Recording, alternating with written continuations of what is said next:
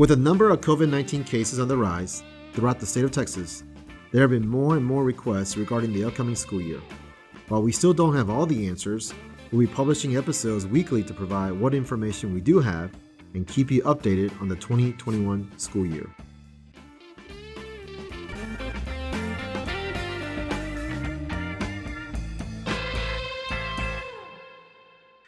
I am Andrew Kim, Superintendent of Comal Independent School District. Joining me today, becoming my sidekick, I guess, here, Executive Director for Safety, Wellness, Health, is Dr. Joe McKenna. And also, we have a special guest here today, our board president for representing our board of trustees, David Drastata. So welcome to both of you guys. I appreciate it very much for joining me today. Let's kind of visit this a little bit because, Mr.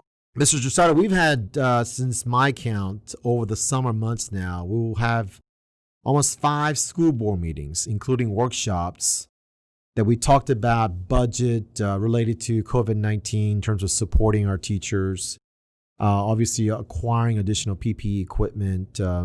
And, we've had a board meeting in May, June, July, and August, and we're going to probably continue to have so all throughout the school year.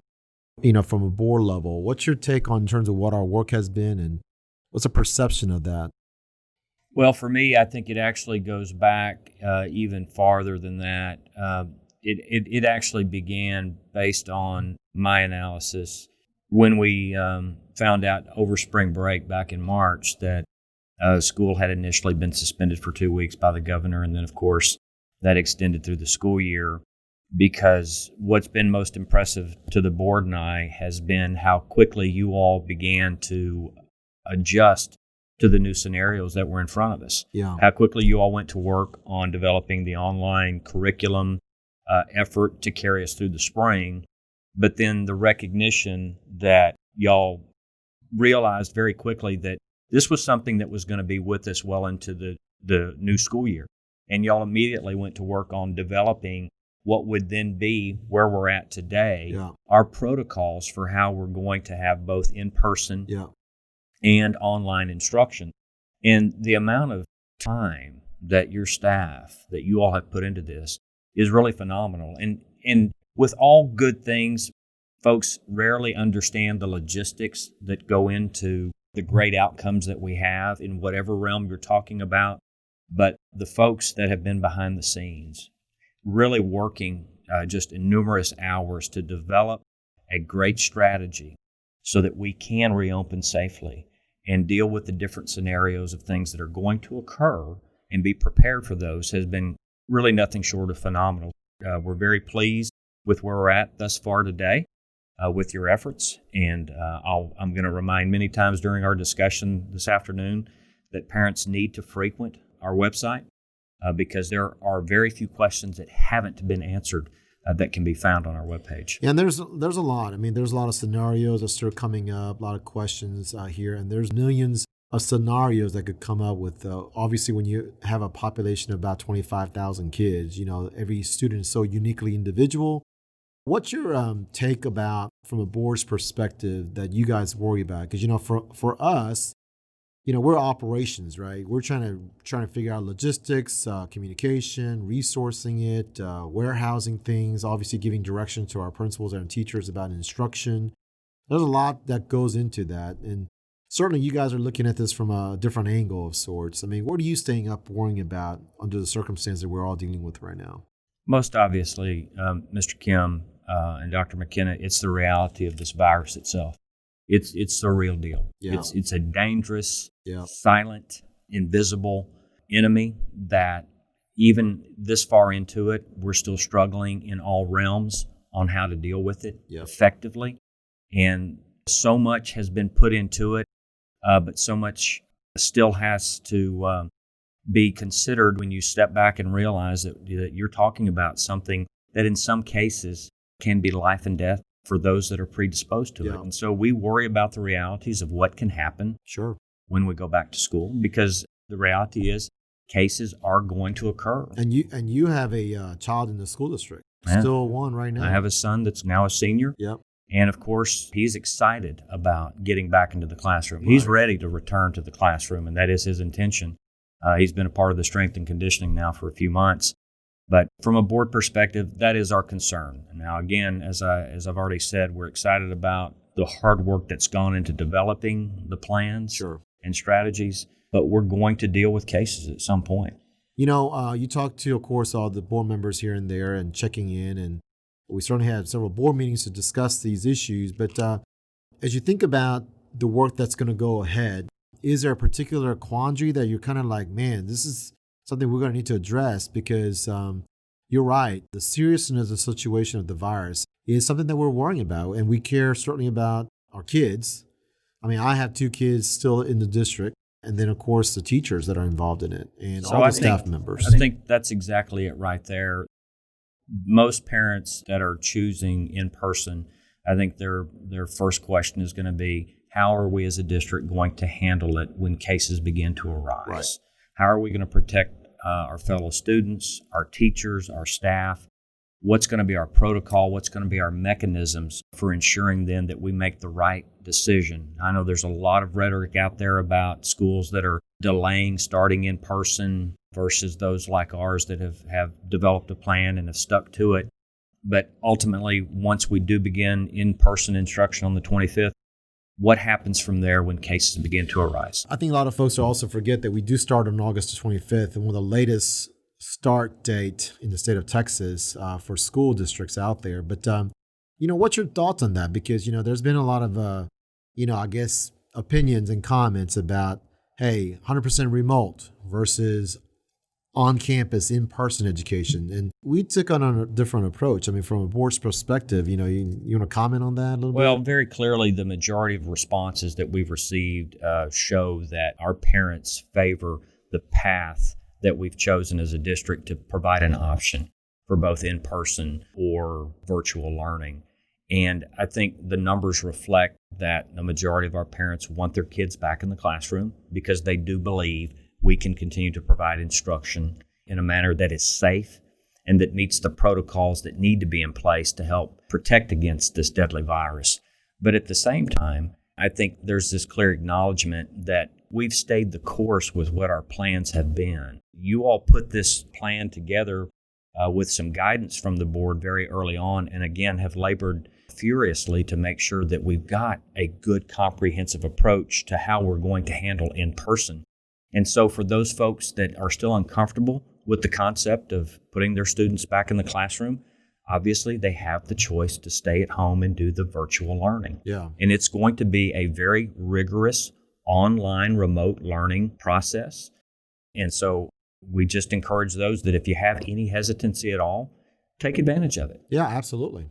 We're actually very thrilled that parents are choosing remote learning because that does mitigate, once again, the number of kids physically in schools so that we can actually do some social distancing better than we would have all the kids show up. Yeah, obviously, Mr. Kim, our schools are not built for social distancing. They're built for efficiency. And again, it's been a problem that we've been dealing with aggressively for several years now, as evidenced by our bond packages and the new campuses that we built to deal with overcrowding. Well, I don't think no one could have predicted the COVID-19 situation. Not at all. And we're all dealing with that now. But I know that the board certainly has been involved in guiding us from a level. And one of the things that you just mentioned, I think, is a key factor is, well, how do we respond to cases? Because it's going to happen.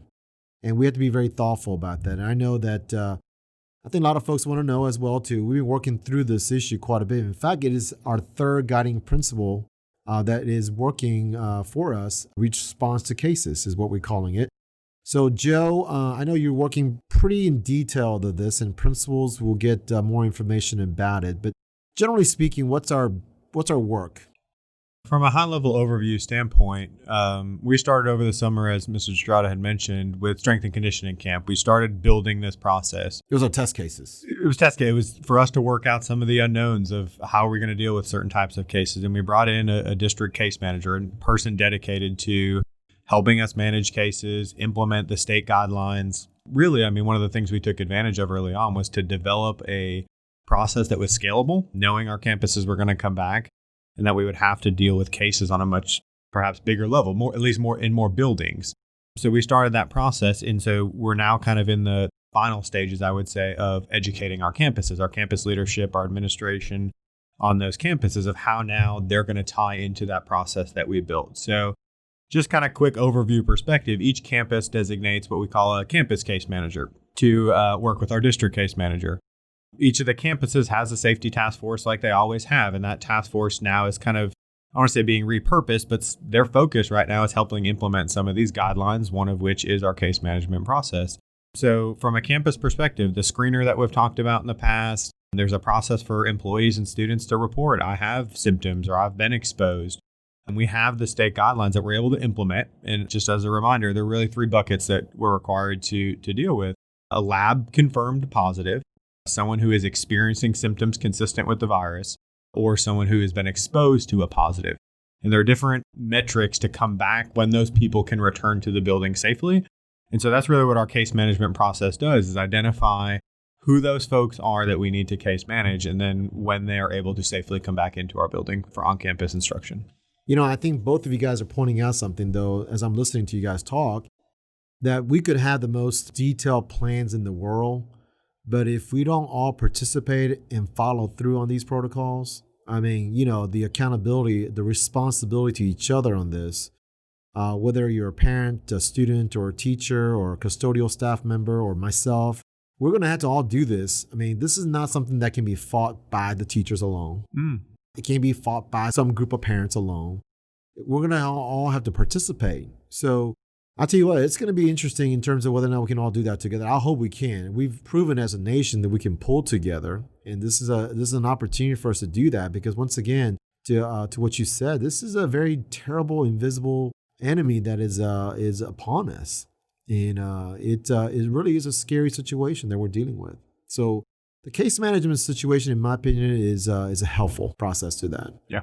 It gives us a process to manage this. Again, as Mr. Drastata mentioned, there are going to be cases. The important piece is how are we going to manage those to keep everyone safe? Those that are still going to be in our buildings, again, using the state guidelines as the basis, there is a way to safely manage these cases so we can bring those students back or those staff members back when it's safe to do so, but also allow everyone else in the building to continue as long as we manage it appropriately. I think part of the thing that we need to talk about later on is going to be like, oh my gosh, how come I didn't get notified and all that good stuff. And I think that those are communication issues that people are going to get a little bit afraid about. But a huge piece of our case management process is communication. Yeah. We have those layers of communication that I believe you've mentioned in different forums before. But am I going to get communicated, though, if it happened, like, let's say, in the other side of the hallway or other side of the building, and I'm on the other side of the building? So that's where we have our kind of general community awareness, which we're going to launch a dashboard to the public where you can kind of go in and see what are we actively managing as a district and also on individual campuses. But I wasn't really physically nearby that person, perhaps, so I'm not going to get that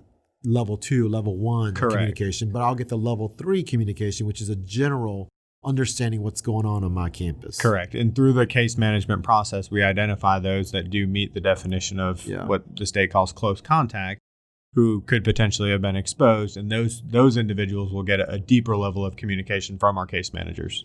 I got to tell you something, Mr. Azad. We are now doing things beyond my imagination as a school district employee. I thought that I signed up years ago to really understand how to teach reading better, math better, social studies better maybe, and on science labs and all that good stuff. But I got to tell you, for us to be able to talking about this, unimaginable. And I think that's why there's so much back and forth about going back in person versus online. Those that have decided not to take a blended approach as ours and to go just completely virtual for a period of time. Though, again, that's just a period of time because the governor has been very clear that at some point, and I believe 8 weeks is the current. Yeah, the maximum length you can go. You can be 100% remote. 100% remote. Kids are going to have to be back in the classroom because we don't know what all the different circumstances that may arise because of this virus. Yeah. We've all been dealt a hand that is there's just too much uncertainty around what it may look like 3 weeks, 3 months, even 3 years from now. No one really knows. Yeah. There's a lot of predictions and there's a lot of hope that a vaccine is going to be on the market by the end of the year, but no one knows for sure.